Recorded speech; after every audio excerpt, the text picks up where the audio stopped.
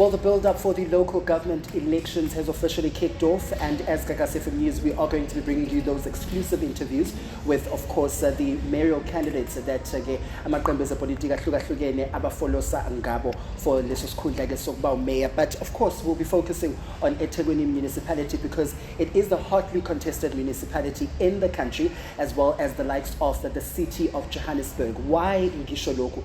These two metros are, I would say, the biggest in the country because they contribute very immensely to the country's GDP as well as economy. And these are the economic hubs of the provinces. In Johannesburg, it's under Gauteng. It is bringing in a lot of money. eThekwini in KZN, it is bringing in a lot of money for KZN. So, of course, that seat and those mayoral chains will be hotly contested by all parties that decide to run for elections. So Sobesenza Njalo throughout this run for the mayoral elections for all municipalities in KZN sikulethela onke amalungu lawo ke amaqembu ezepolitiki azobefolosa ngabo ukuthi ke siqoqosane nabo and get to get a sense ukuthi ke what are their plans and what exactly are they promising you as izakhamuzi zase Thekwini and the rest of KwaZulu-Natal, because you will be affected by the plans and the decisions they have for the city. But this time around, I'm joined by the DA's mayoral candidate, that is Haniff Hoosen. One thing you must know, though, is the DA decided to roll out the envelope for the first. They decided to be the Beyonce, I would call it, of politics and say, you know what, we will do it first so that everybody else will just follow suit. Haniff is sitting with me right here at the Gagasi FM headquarters. Hello and welcome to Gagasi FM. Thank you very much. And you're quite right, we're always first out of the blocks and try and get the mood and the momentum going, and more South Africans wake up to what's coming in the next 12 months. Yeah. Is that a strategic plan? Does that work for you guys in any way? Yes, I think that when you want to mobilize a mass number of people to get behind an idea, it's going to take time.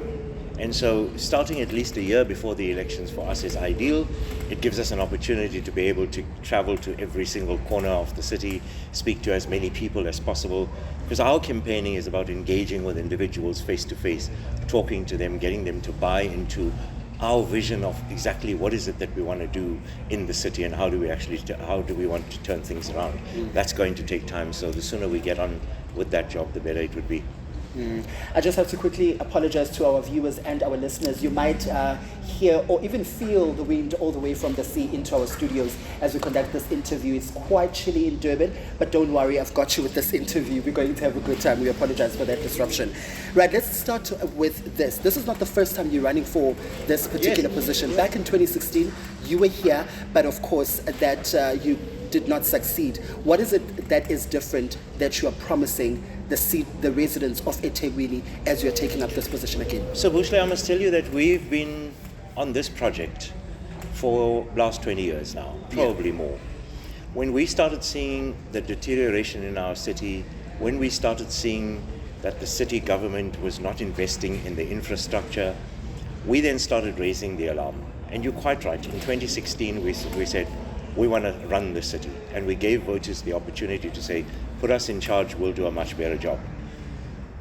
Zandile Gumere got elected, I did not. She is in court for 320 million rand tender, I am not. We're still fighting for the communities, and 10 years later we're saying we haven't given up. This time around the situation has changed actually, because I think more and more South Africans are starting to realize that if you put your faith behind a political party that has a track record of getting things done, you will actually be able to live in a better city. This election is not going to be just about the politics. It really is about who has the track record to be able to deliver and turn the situation around in our city. I mean, for so many months now we've seen, in fact it's been years, there are communities going without water for weeks on end. And there's a reason for that, which I'm sure we're going to speak about as we get through to the interview. And of course, there are many other issues that we can talk about of how the city is falling behind. But 10 years ago, we started, I raised my hand, I did not get elected, I never gave up, and I'm asking people not to give up in us so that we can actually change things around in the city. Yeah, I mean, when you talk about track record, we know that you're going to bring up the likes of Umgeni Municipality, where Chris Pappas is leading, and of course we know that the AG, for example, has come up forward with a report that it has gotten clean governance over the years. We've heard from the DA, of course, using the likes of the City of Cape Town as reference of their governance. But when we look at cities such as Cape Town under the DA's leadership, we look at the performance of townships such as Ilanga, Enyanga, Khayelitsha, etc. Those townships and neighborhoods are faced with, they're plagued by criminality, they're plagued by gangsterism and etc. Then how do you respond to the conversation that, yes, we can see that some areas such as Umgeni Municipality, you are performing very well, but at the very same time, we have townships such as Nyanga as well as the likes of Khayelitsha, where you are underperforming because there's crime there, there's gangsterism in those areas. Of course, those are areas that require the full attention of city governments. And there are also massive townships that take time to turn around. But if you want to turn it around, what you have to do is make a greater investment in those areas. And let's look at the evidence. Just in the last 12 to 18 months, the city of Cape Town invested 40 billion rand in new infrastructure. 75% of that is targeted towards poorer communities. But there's something else that we must remember. You cannot run a city with just doing one of the two things. You have to do both. You have to maintain what you have, and you have to build new infrastructure. If you don't maintain what you have, you're going to end up in the situation that we are in at the moment, where the current government for the last 20 years has not invested in maintaining what we already have. That's why the water pipes are being destroyed, leaking. 60% of the water that's going into the ground, we are paying for that. So if you want to run a city effectively, you have to do both. You can't just do one. And the city of Cape Town is absolutely investing in infrastructure in those areas. The My City bus has been expanded to Mitchell's Plain and other townships in poorer communities. So there's a genuine willingness to get it right. And if you look back over the last 10 to 15 years, what those communities had previously and what they have now, there has been massive progress that has been conducted over the period of time. We will do exactly the same thing in the city of Durban. What we will make sure is that we maintain the existing infrastructure and we build new infrastructure so that poorer communities actually have better opportunities. Okay, let's bring it back to Durban. You are very familiar with the Durban Council. I mean, Yes. all the way from the 90s, Yeah. you've been very much involved. And that means it's not much of a big challenge for you to be in this race. So you are aware of what is happening inside council and outside of council. You are a Durban resident. You've been here all your life, you say, and you are familiar with the issues that the resident of eThekwini are facing. Right now, areas such as the north of the city, KwaMashu, Enanda, Phoenix, to also name a few, as well as the plush parts of the city, Umhlanga, are struggling with the issue of ungabikho kwamanzi. They're struggling with collection of waste. Some are also struggling with sewer problems, etc. These are the issues that on a day-to-day basis residents of eThekwini are complaining about. What is your plan to deal with these issues and at least bring some ease to the lives of the residents of eThekwini? Well, I want to tell you that when we get elected in the city, one of the first things we're going to deal with is getting the water crisis right. We have to fix this water crisis because it's been a problem now actually for over 10 years. We've sounded the alarm 10 to 15 years ago to this municipality, as the DA is saying, invest more in infrastructure, repair and replace the pipes that are old underground, because if you don't do that, you're going to end up in a situation. And that's where we are today. As I mentioned, 60% of the water gets wasted into the ground. What's going to happen when we get to 90%? This municipality also failed to invest in infrastructure, in the sewer infrastructure. We have tons of sewer that's flowing into our rivers and the streams which get into our oceans. Bushra, you will remember that there was a time along our beachfront that thousands of tourists used to roam around our streets here. Durban was the place to be during the festive season. But they've all disappeared because there's so much of sewer in the ocean that nobody wants to use the oceans anymore. And that tourism was growing the local economy, creating jobs for people they've never had. The hotels were full, tour companies were benefiting out of it. It's had a massive impact on small micro businesses people who had little tour companies that should take tourists around and generate some revenue from that. That's had a knock-on impact on families who are struggling to survive in the city. And because they failed to invest in the infrastructure, we're now paying twice the amount that we should have for our water. And there are families who are struggling just to get by every day in the city. Their electricity account, their water accounts are so high because of the failure of this municipality to invest in that infrastructure years ago. And so recently, the municipality has taken a decision to add an additional tax, which they now want to collect additional money from you and I to now start repairing these pipes. How do we deal with that issue of taxing? Because now the mismanagement of the funds by the municipality has resulted to the residents of eThekwini paying more tax to fix their problem. That's correct. Now, when you come in as mayor, you would have to start from ground up to having to take up the issue of high volumes of money that has been mismanaged by the city, and also have to deal with the issue that you need to tax less the residents of eThekwini.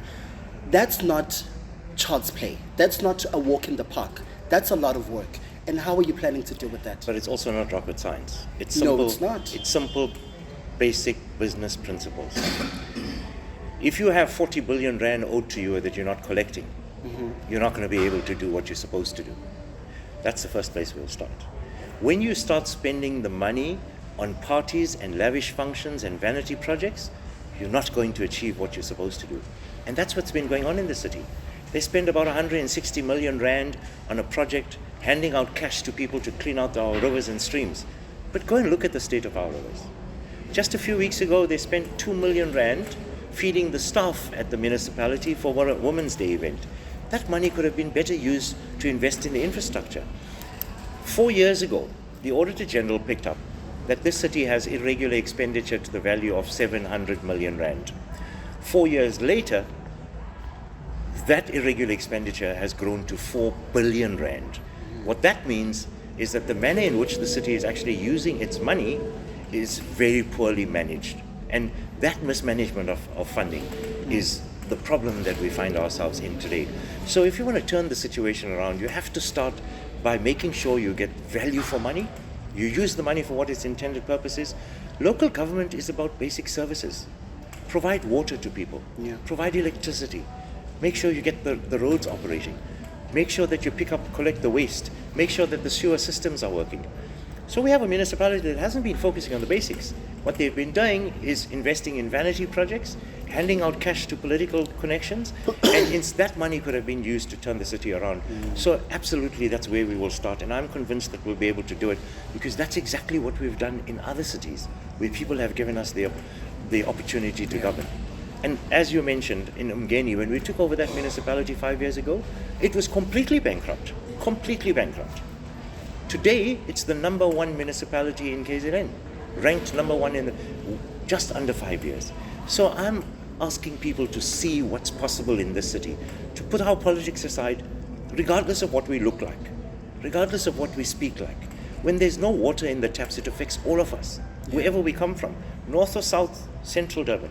So the water reticulation system is throughout the city. It just doesn't affect the north or the south. It affects everybody, because we all get water from the same system. Yeah, I will come back to what you just brought up.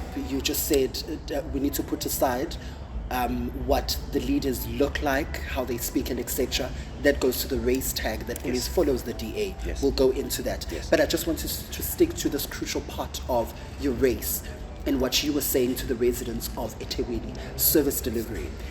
One of the reasons why there's issues around service delivery, it is the infrastructure that is used, of course, to cater for the residents of eThekwini.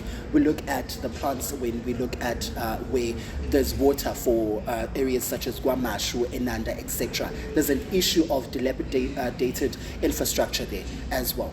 We look at the companies that are used to provide services to the municipality to assist in supplying those services. There's a lot of corruption that is reported there as well, where we know that there's monies that are not being paid, there's monies that do not reach certain hands, there's also monies that are going under certain tables, there's brown envelopes everywhere.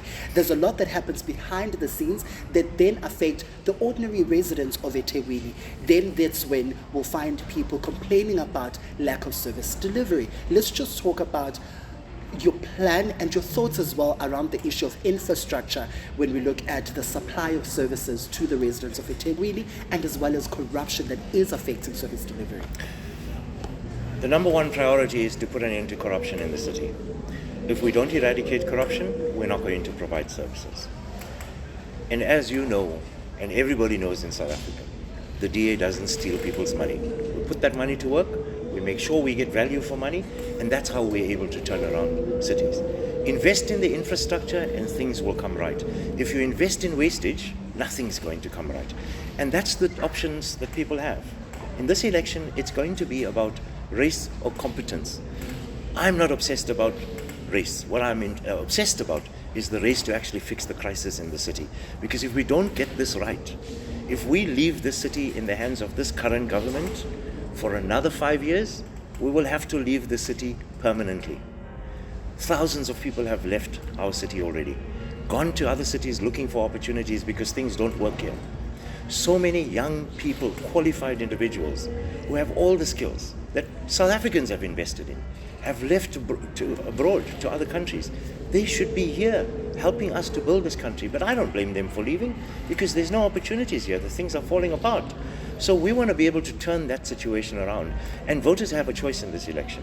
Either they're going to stick according to political loyalties and race like they have for the last 30 years and see where that has brought us, or they have an option to vote for competence. And in this election, if people are not going to wake up and vote for competence, the city there's going to be nothing left for all of us to enjoy. That's why I'm asking people to look beyond what we look like and what we speak like. Let's support people who have the competence, the passion, the experience to get the job done so that it benefits all of us, regardless of where we come from, whether you live in the north or the south.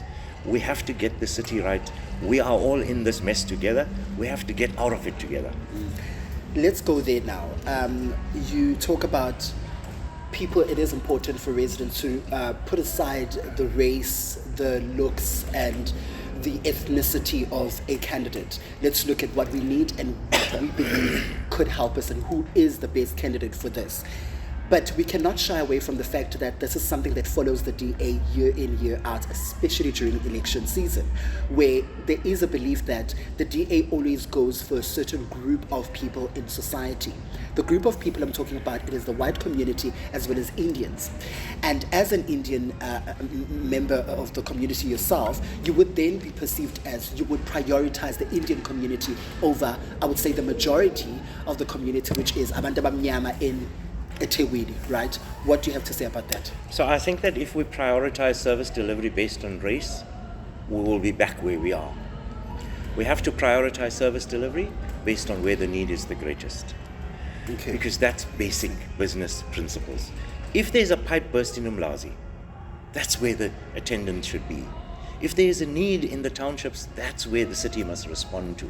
So we deal with it according to where the need is the greatest. You know, I tell you, Bushle, we come from a very sore, divided past. And for so many years, 3 decades, we've been tearing ourselves around this issue about race. But yet in 1994, all of us had this dream that one day South Africa is going to become this rainbow nation, where we'll not judge each other based on what we look like or what we pray like or what we speak like. That we all have the capabilities to make a meaningful contribution and that we can put South Africa first, put our communities first. And that's the dream that I think the DA is actually trying to build. And that's why we have people of all colors. There are individuals in South Africa who want to divide us. It is the leaders in our country who want to divide us. But the people of South Africa actually want to be together regardless of what our color is. And that's why in the DA we have the most diverse representatives sitting in parliament and sitting in councils. But there are other political leaders who want to divide South Africa, as they have done for so many years, that want to keep people apart because they know the DA is actually building that future, a one nation for one future for South Africa.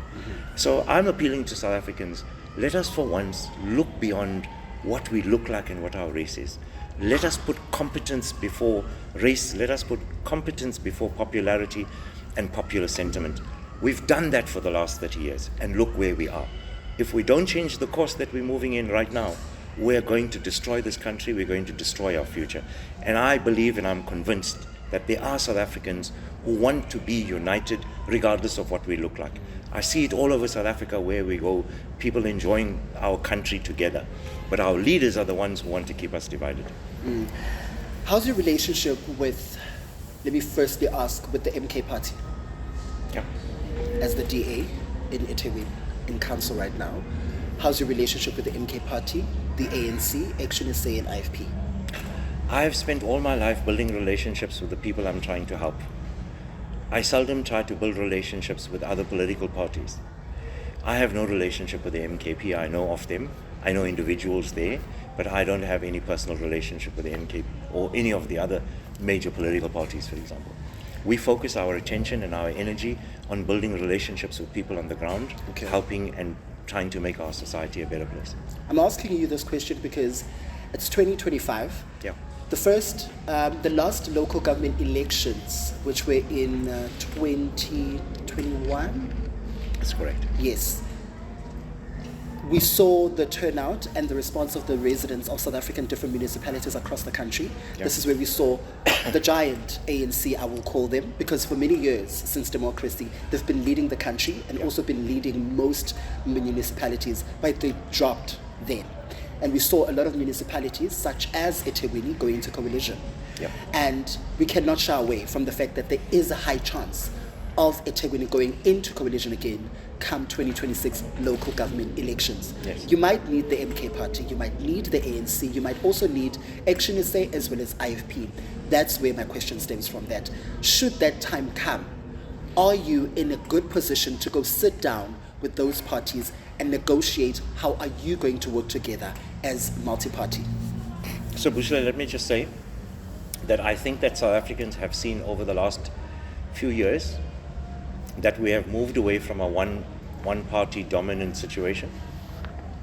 We are now moving into the era of coalitions, as you speak about. But through that era, we've also seen so many unstable coalitions in many municipalities. Tshwane, for example, Johannesburg is another example. And what we've seen is that you have a city government that gets elected in the beginning of the year. 6 months later, there's a motion of no confidence. There's unstable governments throughout the year. That's not what we want for the city of Durban. What we want is to get us over that 50% line first. If we can achieve that here in Durban, we do not have to rely. How possible is that? I tell you it is possible. I'll tell you why it's possible. Okay. Recently there was an election in Ward 64, the most difficult ward that the DA had ever faced. 57% of the residents living in that ward are black South Africans. But the DA won that ward because they abandoned their political parties, their traditional supporting of loyal political parties, and they voted for the DA. Why? Because they know that the DA are experts in local government. And I think it's possible in this election. I'm convinced it is. And people can continue supporting their loyal political parties that they choose. But when it comes to voting, vote for somebody who can get the job done. The MK doesn't have the track record. They haven't governed a single municipality. Do voters want to take a chance with a political party who's got no track record for another 5 years? We've wasted all our energy on the ANC for the last 30 years. And do we want to get back to that situation? Or would you rather invest your energy and effort in a political party that has the track record to get the job done? And so my job is to call to those MK party supporters. If you're loyal to your political party, I'm fine with that. But if you want good governance, come and vote for the DA, because your lives matter. Your lives matter to us as well. And I'm going to do exactly the same thing to all of those people who've abandoned the ANC as well. The ANC is sitting now at 14%. So my first task, Bushle, is to get us over the 50% line. I ain't entering this race to come number 2. I'm entering this race for us to come first. But if we get to a situation where to put a government together that we need a coalition, that's a matter that obviously our party will deal with at a national level when the situation determines. But we're going for a win, and we're going to do whatever it takes to make sure we get ourselves over that 50% line. And here's why it's so important. If we have to rely on a coalition to run this city for 5 years, we're going to have to do all sorts of horse trading and cutting deals in order to stay in government. That's going to slow down the progress of delivery in the city. But if we have the full power and the authority of the residents to say, lead us, govern us, fix us, we'll be able to do that in a much shorter space of time. So if voters want to see a quick turnaround in the city, like we've done in Umgeni in 5 years, give us the authority, give us the chance, put the power in the hands of the DA. We'll do for Durban what we've done for the rest of the country. But the power is in the hands of the voters, and I'm asking them to support us so we can build a better city for all of us to enjoy. Yeah. I want us to also, I would love to hear from you. We saw what, some parties such as the ANC have come to admit that they did doubt the party, the new kid in the block at the time, the MK party. But look at what it did for them and as well as the rest of the other parties, because they did, I would say, take over. Because look at them pushing the ANC all the way to 17% in the province in the last elections, and also nationally causing us to end up in a GNU and a GPU because of how the vote was split, right? Are you not worried that is going to happen in the city as well, with the new kid on the block being the MK party, and also the rise of parties such as Action SA in the city? Are you not worried that these parties, as much as you are confident in your 50% majority rule and victory, they could also come in and destabilize this plan or whatsoever that you've put together to say you want this to happen and you want to take over the city as the DA? Bushle, we've spent the last 20 years trying to get rid of a corrupt government, the elephant, the ANC. We're not afraid of the MK. We will do whatever it takes to make sure that we get every single voter behind the DA, get them behind the vision for what we want to achieve. And all we're asking is give us an opportunity to be able to govern this city, give us the chance to govern, and we will prove to you in 5 years what we'll be able to do. And if after 5 years you're not satisfied with the progress that we have made, you'll have the power to remove that government. And that's the important thing. But we cannot get this job done if we're not going to get the support of every single forward-thinking person who lives in the city, who wants to fix the city and repair the damage that's already been done. We're in a crisis situation in the city. Now is not the time to take chances on other political parties. Now is the time to actually get behind a party that has the ability, the track record, the expertise to fix this crisis that we have so that we can build a better future for our children. All right. I think we can wrap it up here.